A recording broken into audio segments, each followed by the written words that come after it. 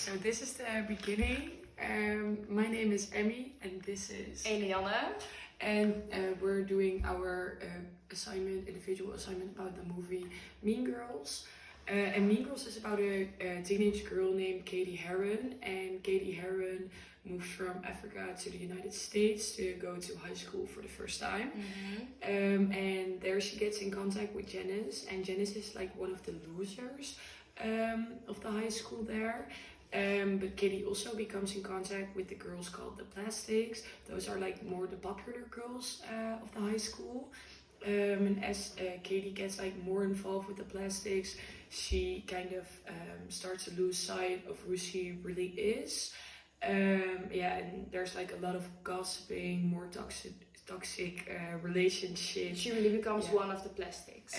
Manipulation. And during the movie, Katie gets like more power and wants to become like more powerful, and she would do everything to become like the most popular girl of the school. The movie ends that she hated. At the end of the movie, she hates. She became the girl who she really hated in the beginning. I think the message of the movie is that she did like damage with her behavior to other girls in school. And, she just really lost herself. Yeah, that's better to be true to yourself than to conform to burnout, sexually active bandies, the greatest people you will ever meet, and the worst. Beware of the plastic. Okay, as you can see there are a lot of different groups, and this can be connected to the social identity theory. At the core of the social identity theory, it's the idea that we divide people into two groups: the in-group, the group we belong to, and the out-group, that's the group that we don't belong to. This categorizing ourselves as part of a group shapes how we see ourselves, and this is called social identity. And social identity isn't just knowing we're part of a group, but also feeling emotional connected to it and valuing the membership. This sense of belonging can lead to competition between groups, and we naturally want our group to feel better or more important, which can lead to favoring your own group and sometimes looking down or discriminating other groups. To describe a key concept of this theory, we decided to choose for categorization. Because as earlier told, and as you can see in the video, there are different groups like the Plastics, the Mathletes and the Sporters. And in the Plastics there's Regina George, Gretchen and Karen. The Mathletes is Janice and Damien, and in the Sporter groups is Aaron and Samuel. And what do you say? Yeah, Katie is like an outsider, so in the beginning of the movie she does not belong to a group. But later she really wants to become a Plastic, but in fact Katie really is, her personality is more a Mathlete because she loves math and she's kind of, she's homeschooled. If we follow the theory and also in the movie, the next step is identification, and how further you go into the movie, Katie more become a Plastic, so she also is going to behave for the rules, so she's not allowed to wear other colors than pink on Monday, or not allowed to wear joggers, and she really accepts the rules. Still true, Don Schweitzer is a fat virgin. Still half true. This is also another part of the social identity theory, because people are going to compare them, their in-group with the out-group. In the Burn Book. Adele? She's not home yet. Who's calling? Oh, this is Susan from Planned Parenthood. I have her test results. If you could have her give me a call as soon as she can. It's urgent. Thank you. Okay, as we can see here, there happens a lot, but also nothing at the same time. We try to connect this video to the theory of unresponsive bystander. This theory provides a framework for understanding how individuals in a group setting may fail to intervene in situations where help is needed due to various psychological and social factors. And there are three factors that explain this, and Emmy will explain the third, and I will explain the first two. And the first one is the diffusion of responsibility. In Mean Girls, characters often witness bullying or social exclusion.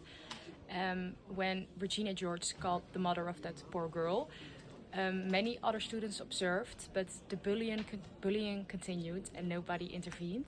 For the second, it's implicit modeling. Nothing has happened. bystanders often look to others, in this case to Regina, but they don't respond. Yeah, the dynamics stay the same. Everybody observes. Nobody knows how to react, so nothing has happened. And then we have fear of embarrassment. Yeah, and the fear of embarrassment results in that individuals are not intervening in a situation. So in Mean Girls, characters often prioritize their social acceptance over doing what be morally right. So for example, Katie does not interrupt Regina when she calls the mother of one of her friends about a fake pregnancy test because she's dating a guy Regina likes. But also when Janice is getting bullied, nobody says something about it. Or when the girls are gossiping the whole time, Katie just continues her normal conversation. But also about the burn book, when the burn book pages were leaked, there was also a page about her math teacher she's friends with, and Nobody said anything. Nobody said anything. Everyone just accepted it because nobody wants to be the next one that's getting bullied. Yeah. And everyone wants to be socially accepted. Yeah, so everybody was unresponsive. To be clear, the concept we tried to explain for the second theory was fear of embarrassment.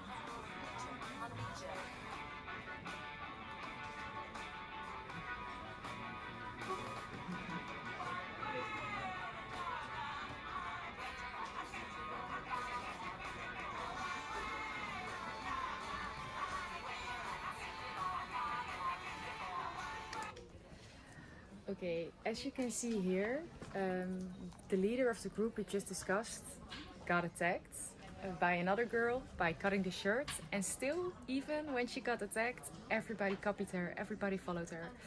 And now we want to connect this to the following theory, which is the expectation states theory. And this theory has different boxes, and it starts with the task successes of the leader in the past. So Regina George holds a long established position of dominance.